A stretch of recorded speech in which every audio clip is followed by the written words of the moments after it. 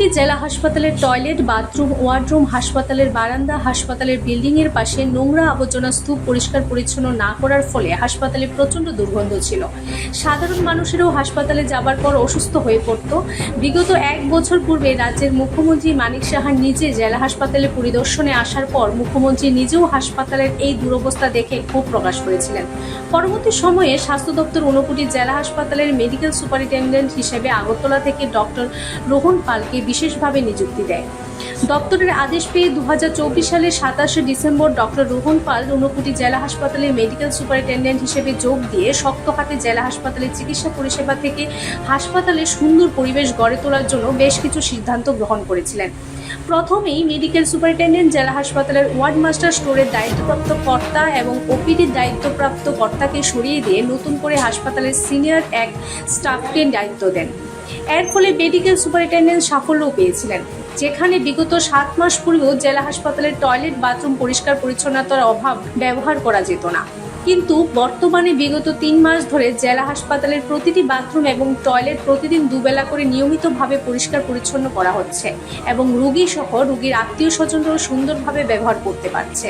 হাসপাতালের বারান্দা সহ হাসপাতালের ওয়ার্ডরুম সহ হাসপাতালের ভেতরের সমস্ত রুমগুলো বর্তমানে পরিষ্কার পরিচ্ছন্ন, এমনকি দুবেলা করে নিয়মিতভাবে প্রতিদিন হাসপাতালের ফেনাইল সহ অন্যান্য সামগ্রীও ব্যবহার করার ফলে হাসপাতালের ভেতরে দুর্গন্ধ একেবারেই নেই। তাছাড়া বিগত কিছুদিন ধরে হাসপাতালের চিকিৎসকরাও নিয়মিতভাবে সময় মতো হাসপাতালে আসছেন এবং চিকিৎসা পরিষেবা দিচ্ছেন। বিগত 5 মাসে জেলা হাসপাতালের মেডিকেল সুপারিনটেন্ডেন্ট ডক্টর রোহন পাল জেলা হাসপাতালের আমূল পরিবর্তন করতে পারায় স্থানীয় এলাকাবাসী সহ হাসপাতালে আসা রোগীরাও খুশি। হাসপাতালের ভেতরের পরিকাঠামোর আমূল পরিবর্তনের পর ওয়ার্ড মাস্টার সহ মেডিকেল সুপারিনটেন্ডেন্ট চাইছিলেন যে হাসপাতালের বিল্ডিং এর বাইরের নোংরা আবর্জনার স্তূপগুলো হাসপাতালের চত্বর থেকে অন্যত্র সরিয়ে নেবেন।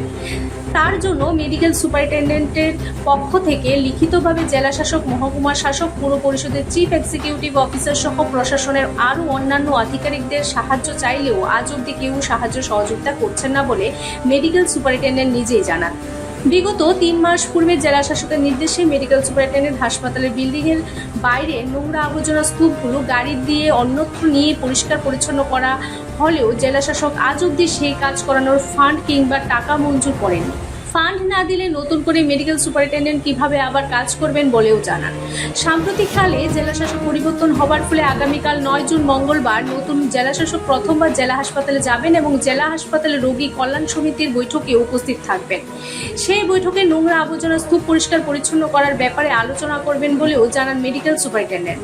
হাসপাতালের ভেতরে আমূল পরিবর্তন হলেও হাসপাতালের সামান্য কয়েকজন স্টাফ সহ হাসপাতালে আয়োজিত কয়েকজন বেসরকারি সিকিউরিটি গার্ডদের হিংসা হচ্ছে এবং এই কুচক্রীরা নানান বদনাম এবং বিভিন্নভাবে কুৎসা রটাচ্ছেন।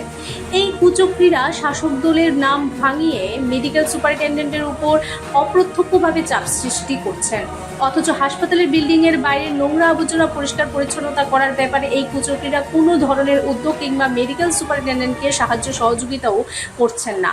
উল্টো হাসপাতালের দক্ষ ওয়ার্ড মাস্টারকে ওয়ার্ড মাস্টারের দায়িত্ব থেকে সরিয়ে দেওয়ার জন্য কুচক্রীরা নানান ফন্দি করেছে। এই ব্যাপারে মেডিকেল সুপারিনটেন্ডেন্টকে জিজ্ঞাসা করলে উনিও ঘটনার সত্যতা স্বীকার করেছেন।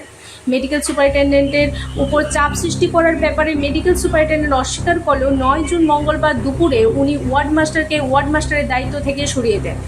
এই কুচক্রীদের কারণে দক্ষ মেডিকেল সুপারিনটেন্ডেন্টের নেগেটিভ মনোভাব চলে আসবে বলে সাধারণ মানুষেরাও অভিমত প্রকাশ করেছেন। এই কুচক্রীরা দীর্ঘদিন ধরে ঊনকোটি জেলা হাসপাতালে মর্সিপাট্টা বানিয়ে দেদার কেলেঙ্কারি করেছিল। সেই কুচক্রীদের বানানো মর্সিপাট্টায় ওয়ার্ড মাস্টার হাত দিতেই তেলে বেগুনে জ্বলে উঠে নানান মিথ্যা অভিযোগ তুলে অপদস্থ এবং ব্যয় প্রতিপন্ন করার চেষ্টা চালিয়ে যাচ্ছে কুচক্রীরা। অবিলম্বে জেলা হাসপাতালের এই কুচক্রীদের জেলা হাসপাতাল থেকে সরানোর দাবি উঠছে। ডিউ রিপোর্ট, দ্য সোশ্যাল বাংলা। না রে, রেজিস্ট্রি করে বিয়ে করব। গয়নাগাটি কিছু হবে না রে। দিদিকে আর কত চাপ দেব বল? দিদি আমার জন্য অনেক কিছু করেছে। আর না। এই, তোর সাথে পরে কথা বলছি, রাখছি। দেখ তো পছন্দ হয়েছে কিনা। চল ড্রেসিং টেবিলে চল।